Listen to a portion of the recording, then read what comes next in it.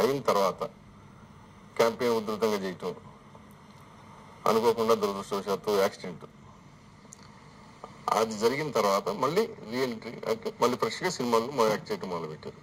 ఈ మొత్తం ఈ ఎపిసోడ్లో what is your feeling? I'm happy to pay back అండి. Play back, come back into this. I'm happy to be like stand on my legs. రెండు కాళ్ళ మీద నిల్చోద గొడవల మీద వద్దని అంటే అలా ఏం లేదండి. ఇప్పుడు నేను అదే చెప్పాను, నన్ను ఏం అడిగారంటే పాలిటిక్స్ లో ఇప్పుడు నేను వచ్చినప్పుడు అడిగాను, ఇప్పుడు సినిమా ఏంటి పాలిటిక్స్ ఏంటంటే, సినిమా అనేది నా బ్రతుకు తెరుగు, పాలిటిక్స్ అనేది నా బాధ్యత.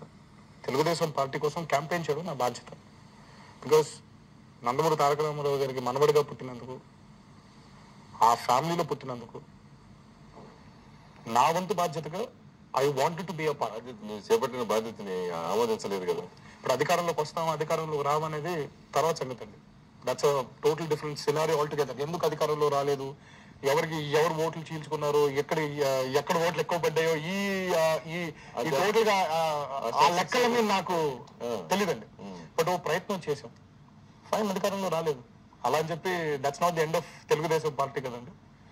రాబోయే ఎన్నికలు చాలా ఉన్నాయి. ఈసారి కాకపోతే ఇంకోసారి, ఆసారి కాకపోతే ఇంకోసారి నిరంతరం కొనసాగించడం జరుగుతుందా? తప్పకుండా అండి. ఎందుకంటే నా ఫీలింగ్ ఏంటంటేనండి, నందమూరి తారక రామారావు గారి ఆశీర్వాదం నాకు ఆస్తి, తెలుగుదేశం పార్టీకి మేమందరం ఆస్తి.